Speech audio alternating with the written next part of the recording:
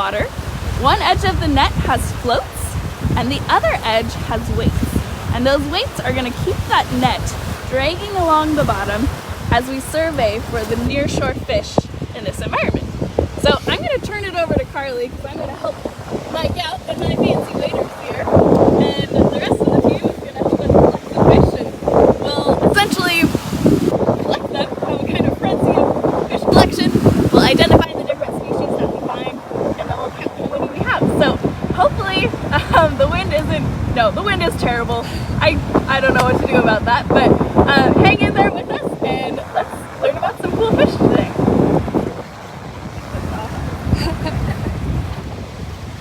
All right, so we are looking again at a 30-foot seine net. This seine harmlessly allows us to take a peek at the fish who are out there. My name's Carly. I'm the communications specialist here at the beach. You're looking at Seine, our science specialist, and Mike, and our team of awesome beach monitoring volunteers who are out here today. Again, apologies for the wind noise.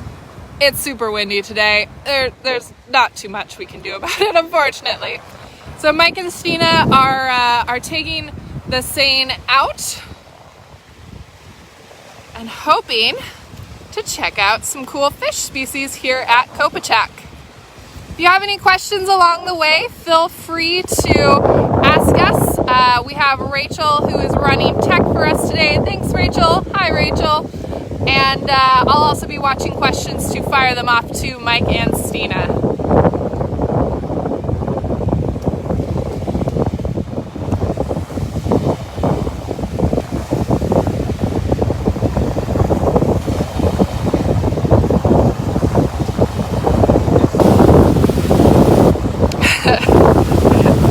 They are going to get some waves on this seine.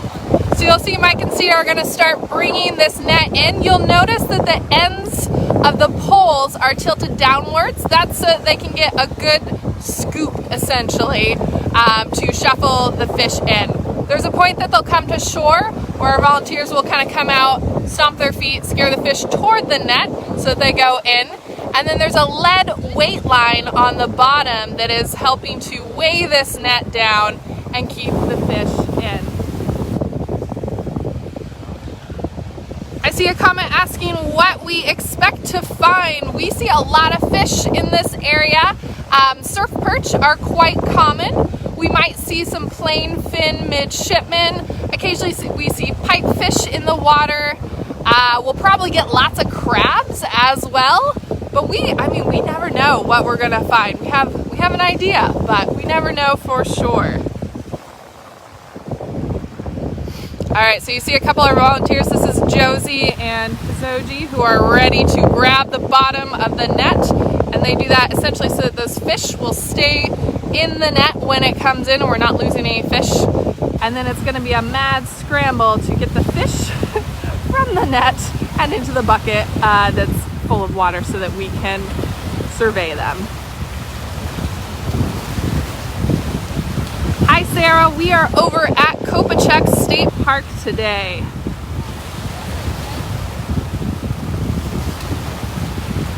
All right, so you'll see Josie and Hizoji grabbing the net. I'm gonna rotate so you can see it a little bit better.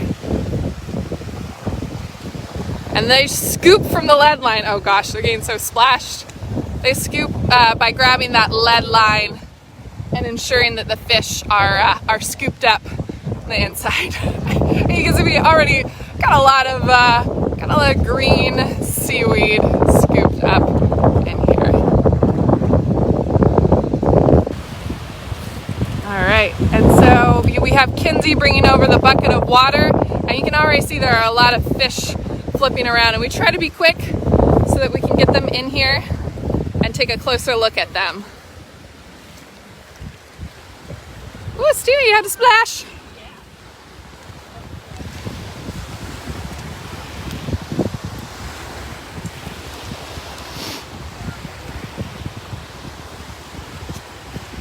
Hi Chelsea, we do put them back in the water after we're done surveying them. So it is a harmless and quick process of getting them in. You can see we have a lot of fish who are coming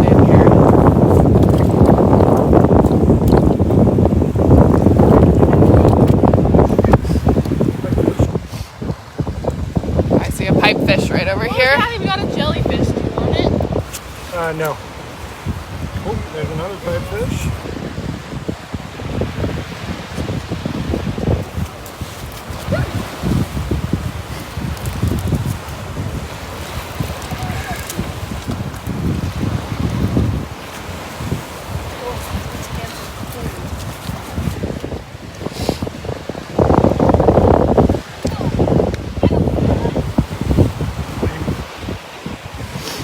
And you can see they're still grabbing as many fishes came in, and there's a lot of fish that we're going to be looking at today from the looks of it.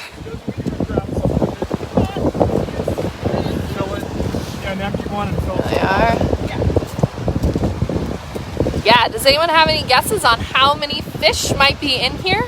And if there are any fish that you're hoping to see today, give us a shout in the comments and let us know.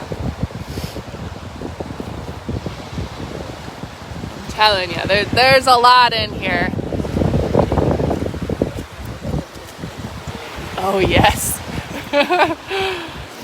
And I can already tell you that it looks like we have a lot of different species we're going to be looking at today. So this is exciting.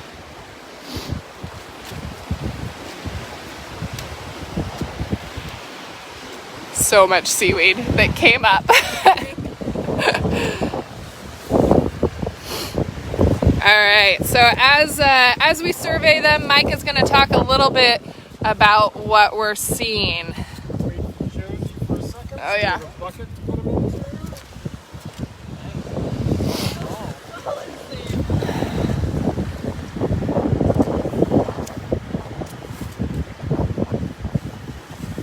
Mike was saying it's always a little dicey when you get a lot of surf and waves like that. You never know what you're going to get. Sometimes you get a lot of things because they don't see the net, and other times you don't get anything because the fish all went into deeper water. So one of the more common things we got was this species, which is a shiner perch. They're really common. This is about as big as they get. And you can identify them. They've got yellow bars. They actually have one here, one there, and one there. They're a neat one because they give live birth. This is actually a female, and you can tell she's a little fat in the middle, and that's because she has a bunch of babies in there right now. So, Josie, yeah, we'll just try and pull all those out we can first. So here's a male, actually. The males have a thickening on their fin right here in the back that you can see. And that's how we tell the males from the females. 2, 3, 4, 6, 7, 8, 9.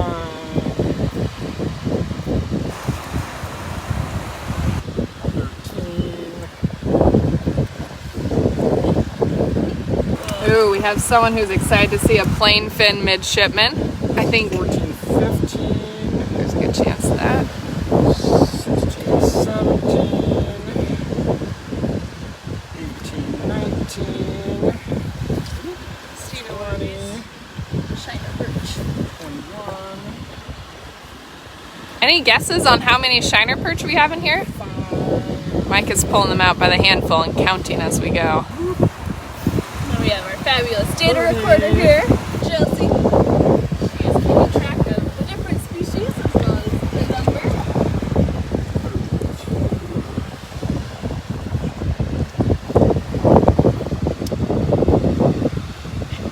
Uh-oh.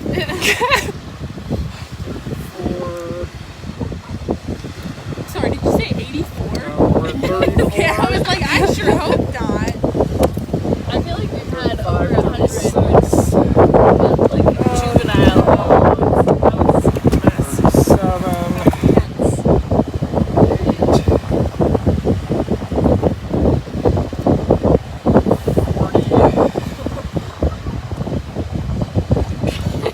8. Oh.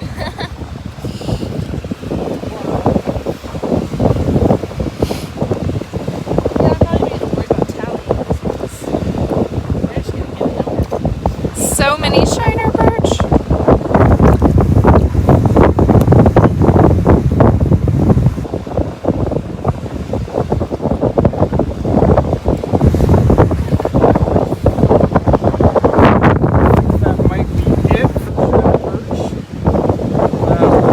go ahead and dump those. Just bring back water. Back out into the water. How many total did we have? 43. 43. Our next one is going to be our Pacific Staghorn sculpin. It's one of our most common sculpins that we have. Sometimes people call them bullhead.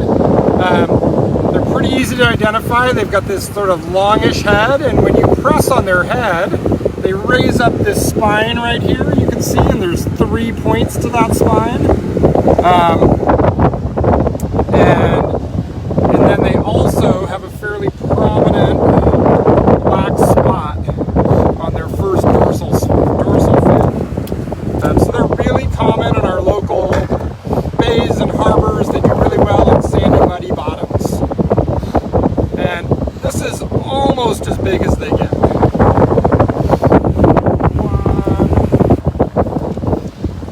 Has a slightly different color pattern, a little bit more mottled, but still has those big spines and still has that black spot.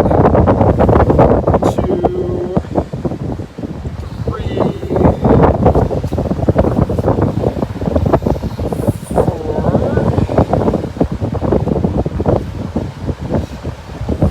5, 6.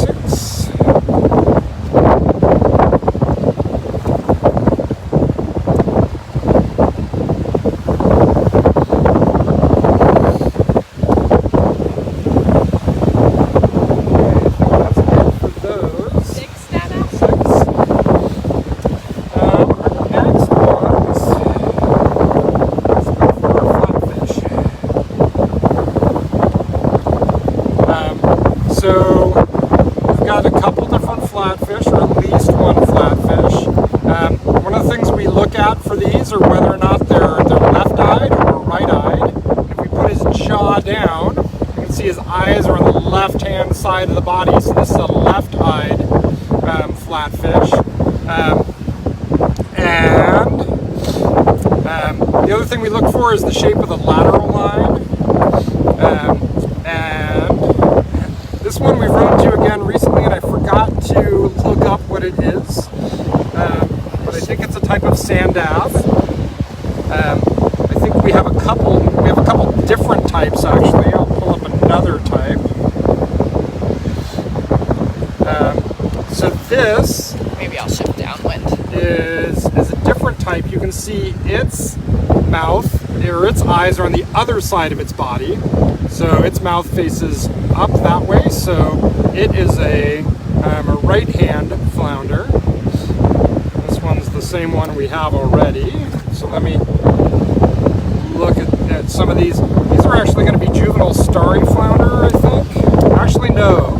They are English sole. The way we know that they're English sole is if we flip them over, we can still see its eyeball from the other side.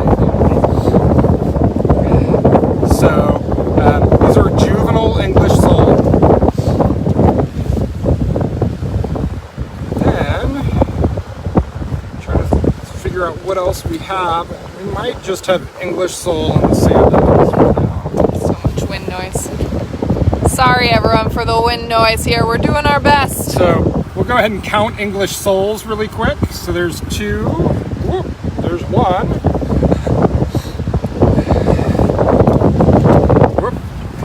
There is 2 and another surf perch.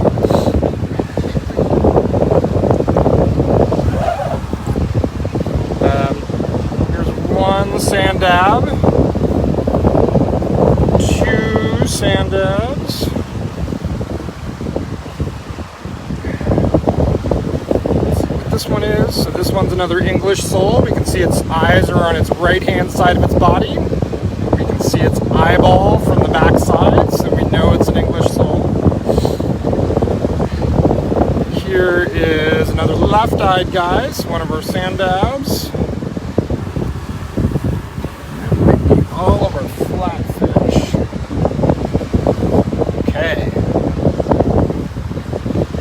So now let's do a really cool one. We're going to do pipefish.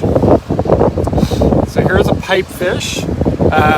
They come in different colors. Here's one that's green and one that's reddish. These are close relatives of seahorses. They're just like seahorses that have been straightened out from the head to the tail. And we have both males and females. So the males have a flat spot and a pouch on their underside. And this male actually has some immature eggs in it. So the females actually produce the eggs, but the males guard them in this pouch until they're ready to hatch. And so here, the green one is a female. She does not have that flat spot. You can see her body swollen up here, probably as she's developing eggs. So we've got 2 of those. We've got a bunch more. We've got 3, another male. Here you can see some more developed eggs, those orange spots of the eggs. 4, another male. 5, 6, a bunch of males.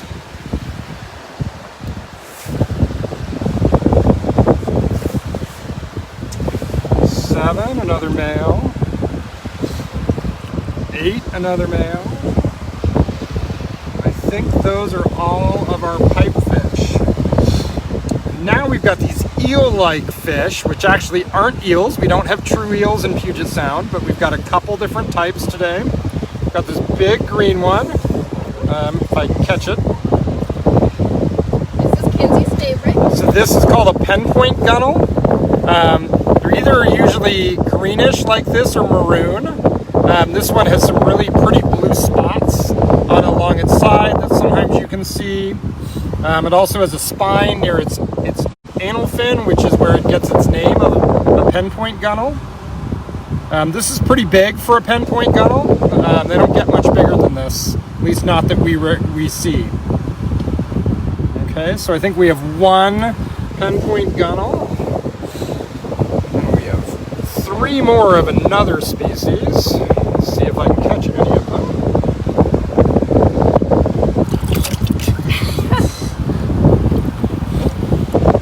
Someone wants to know how big gunnels get. It depends upon the species of gunnel. Most of our gunnels don't get more than about a foot. But there are some relatives of gunnels that get upwards of a couple feet long that exist out on the open coast. So this is a saddleback gunnel. This is a somewhat of a relative of the penpoint gunnel. We have 3 of these. These are a really common one living in algae right on the bottom. And these guys can actually survive out of the water for a while because they can take up oxygen through their skin. They don't have to use their gills to get oxygen. I really like their bright orange pectoral fin. Yeah, the bright fins are really pretty.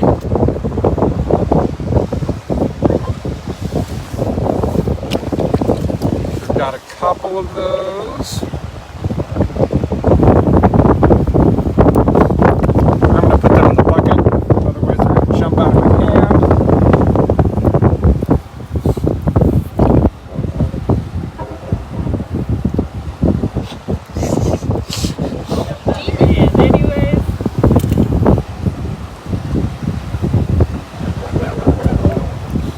Here's our last one, a little one.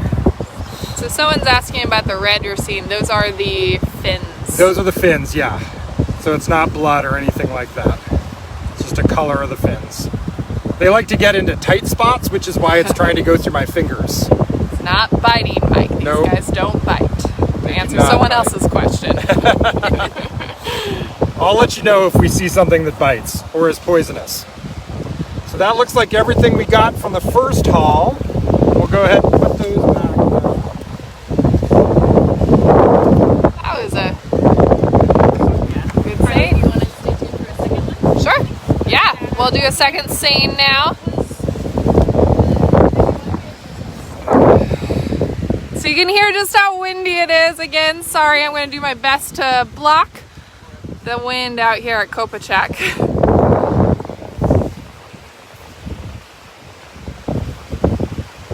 So you can see Josie recording the data on all the fish that we got. Stina and Mike are gonna prep the Seine once more. Take it back out. They'll just rinse all that seaweed off that they got.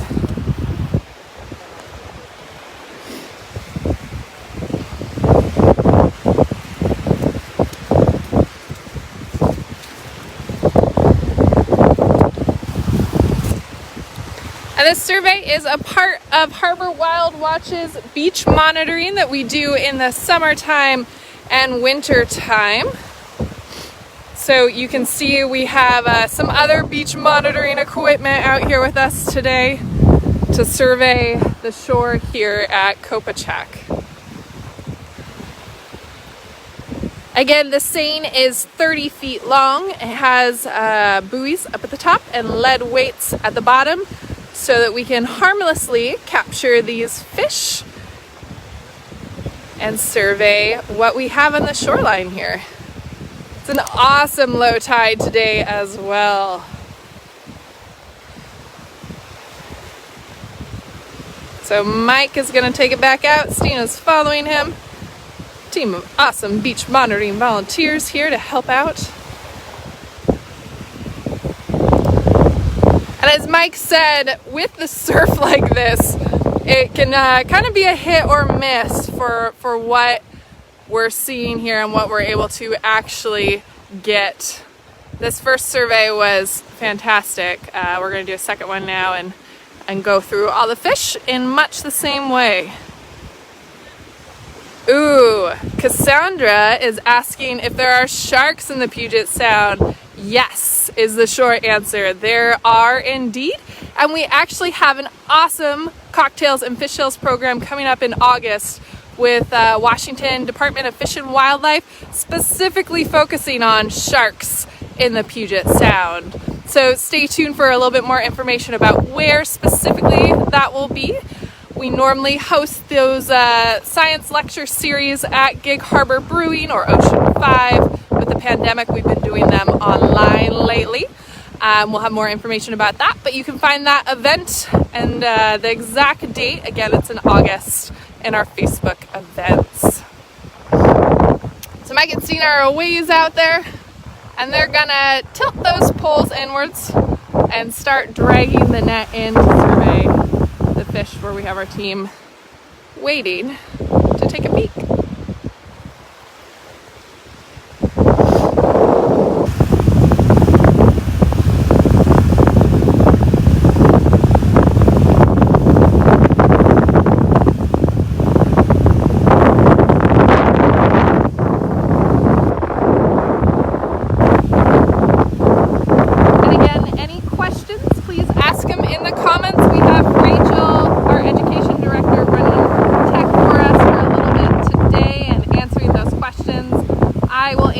As I pop up, or as I see them pop up.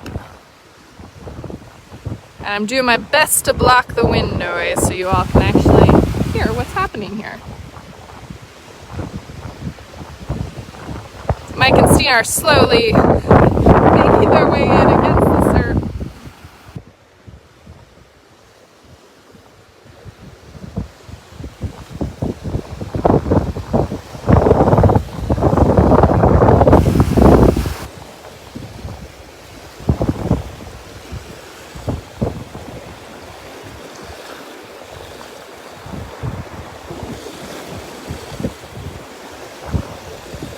Are there any other fish that anyone is hoping to see in the second round of seining? So far we've seen lots of surf perch, 43 surf perch to be exact, staghorn sculpin, pipefish, and a series of flatfish as well.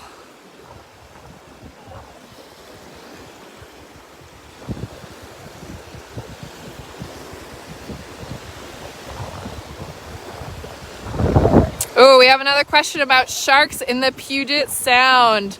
Any real dangerous sharks? I am going to recommend that you stay tuned till August for our cocktails and fish shells program for the answer to that. We have several species of sharks here in the Puget Sound. Honestly, I wouldn't say any are really dangerous, but again, we'll be covering that in full in August with an expert on sharks. Thanks, Rachel. So they're bringing the net in. And you'll see our volunteers, Josie and Hizoji, are grabbing the lead line there to keep all the fish in and from escaping. And what they're going to do is lay this net down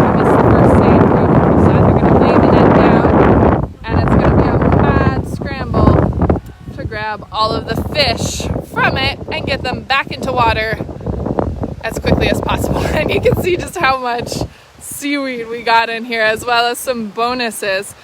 So I'll focus in on one little bit in particular. This is a moon snail collar that we happen to scoop up. I see several of them in here. I'm trying to block the wind as well. You can see the rest of the team scrambling to grab fish in here. Oh, pipefish! Oop. Got a little sand in there.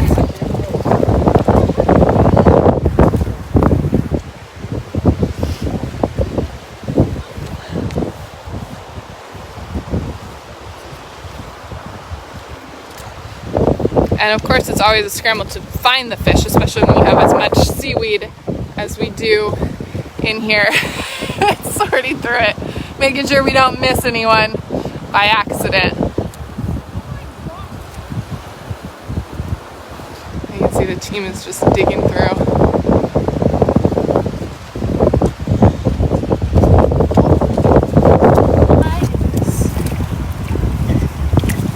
Fish in the bucket. For those asking, we're at Kopachek State Park. Really nice low tide out here.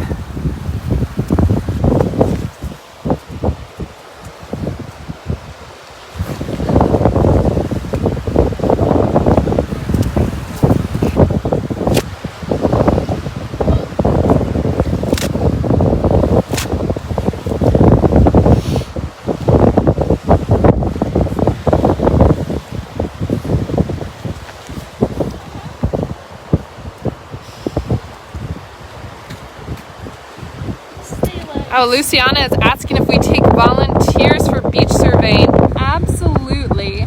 Right now we are following both the CDC and Governor Jay Inslee's recommendations during the pandemic to limit gatherings to no more than 5 people, as well as keeping our distance here on the beach with each other. So this beach monitoring season, we are taking precautions, specifically, sorry about my finger there, specifically because of the pandemic, but we will start beach monitoring in the winter again, and are hoping to have a full-fledged team of volunteers out there. So at Kopachek, we have the high school students have joined us. oh, that's true. Around like 45 students on a typical year, I suppose. So, hey, there's Kopachek high school students. Shout out!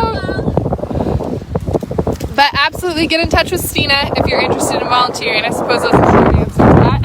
Yeah. Her email is stina@harborwildwatch.org, and she'll get you hooked up with volunteering with us for doing seines and surveys like this. Volunteering in general, I'm your person. So, Yeah. in addition to beach monitoring, we have all sorts of fun things we can do along with what's right in different phase. Woohoo! We have people asking about the sand collars. Yes, those sand collars are from moon snails, and they essentially mix sand with their mucus and have millions of eggs in those collars.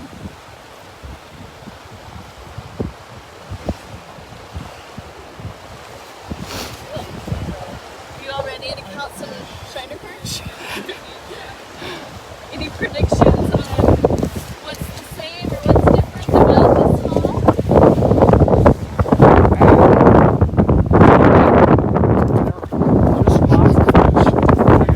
Oh, absolutely. I'm just going to try to block.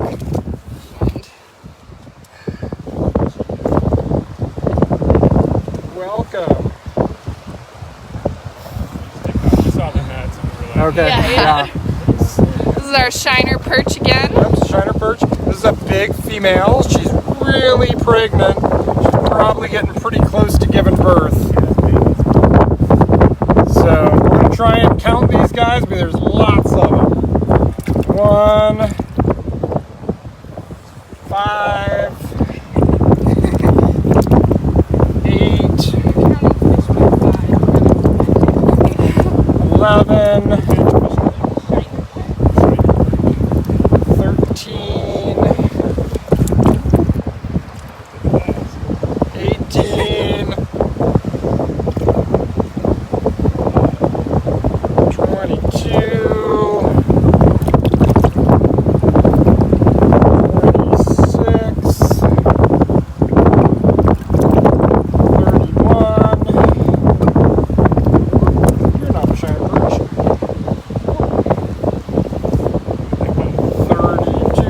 33, 34, 35, 36, 37, 38, 39. Oh my gosh, that is a crazy 40. 40. Got confused by the odd. You can come down and look. 42, 43.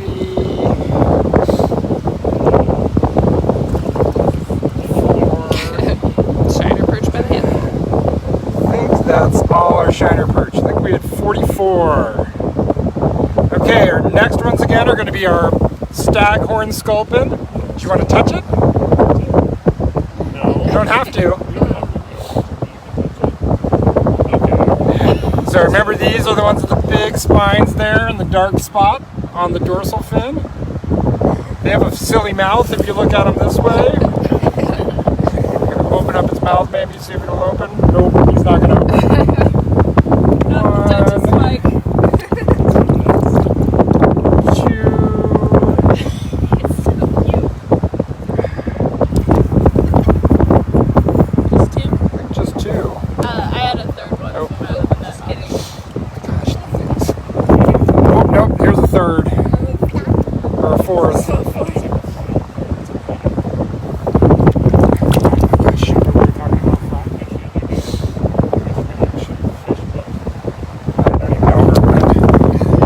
Okay, so these both have their eyes on the left-hand side. So those are our sand dabs again. Is that little white dot by their gills something? It is, and I'm not sure they're actually sand dabs. They might actually be Rexall. I'm gonna have to look it up when I get back. But yeah, Josie, can you write down next to them? They also have a white spot behind the operculum. So 2 of those. See if this guy's the same or different. So still on that left-hand side.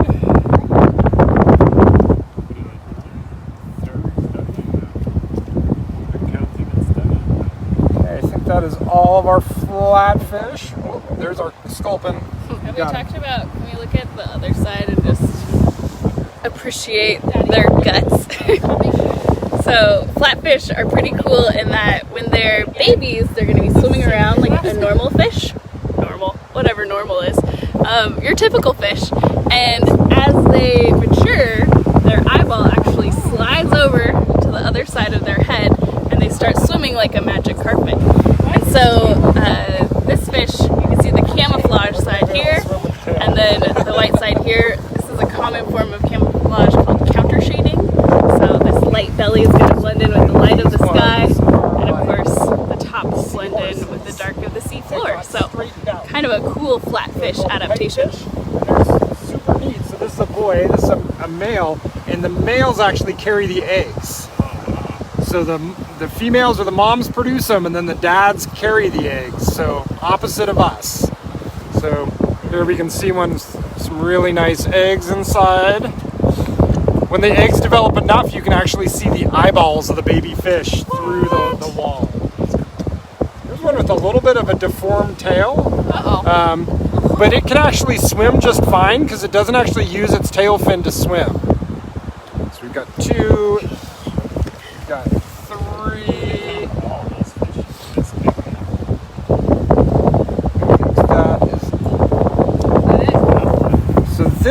So yep, that's 3 on the pipefish. So these are gunnels.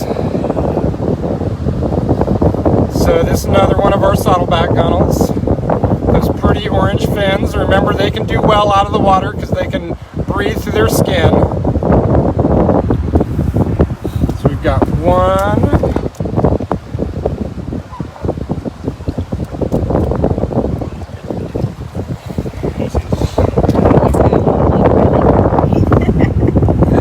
I think is different. I think this is a crescent gunnel, or is it just a dark saddleback?